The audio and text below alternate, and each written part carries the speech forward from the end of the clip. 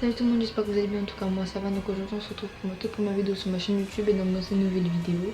Vu que nous sommes en octobre, j'ai décidé de vous faire 3 histoires d'horreur que je filmerai les dimanches et que j'essaierai de vous poster le soir même ou le vendredi ou dans la semaine, je sais pas encore. De toute façon, vous serez au courant. Voilà. Je vous laisse avec la suite.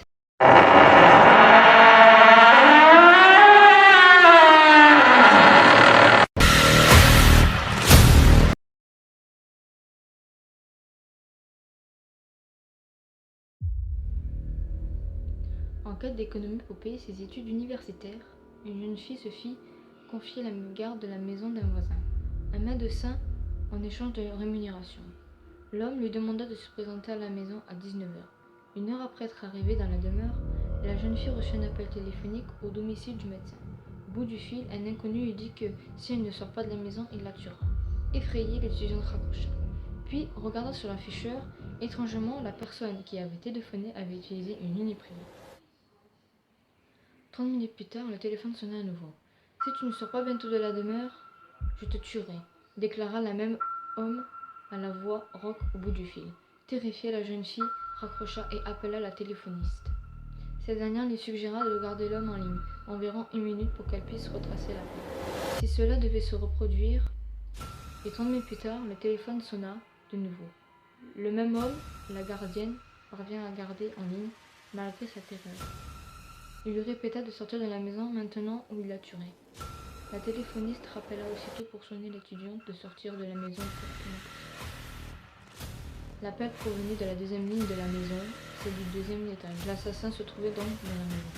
L'histoire était quand même très terrifiante quand même. Le soir de Halloween, un vieil homme de New York, Jersey, a été retrouvé mort dans la cuisine de sa maison. Il vivait seul avec sa femme. L'homme n'était pas de nature facile et il maudissait les enfants. Le 31 octobre du matin, le vieil homme avait minutieusement inséré des lames de rasoir dans des pommes s'il prévoyait distribuer aux enfants le soir même. Sa femme, qui s'opposait fermement aux actes criminels de son mari, grincheux, décida d'arrêter le massacre prévu pour le vieil homme. Elle lui prépara sa tarte préférée et l'invita à en dévorer une bonne pointe au dessert.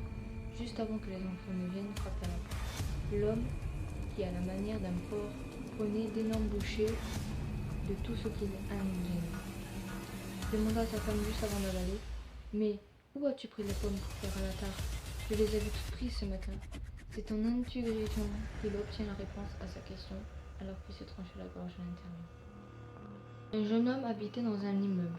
Une nuit, quelqu'un frappa à sa porte. Il se lève et va ouvrir. Une jeune femme se tient là et lui demande si elle peut passer la nuit chez lui parce que son conjoint la frappe. Elle le rassure en lui disant qu'elle appelait sa famille et qu'ils viendront la chercher demain matin à la première heure. Le jeune homme lui donna une couverture et lui propose de passer la nuit sur le sofa. À son réveil, la couverture est pliée sur le devant et la jeune femme est partie. Il se prépare et part travailler. Le soir suivant, on cogne de nouveau à sa porte. La même femme est à sa porte, mais cette fois-ci, elle est marquée de coups au visage. Elle lui demande une seconde fois l'hospitalité. Ne pouvant qu'accepter, il lui propose de dormir au même endroit que la veille. Le matin, elle n'est plus là. Le même ménage se reproduit tout au long de la semaine. Inquiet, le jeune homme se rend au poste de police pour expliquer la situation. L'agent lui montre une femme sur laquelle il reconnaît la femme. La police lui apprend que cette femme a été battue à mort dans son immeuble par son conjoint.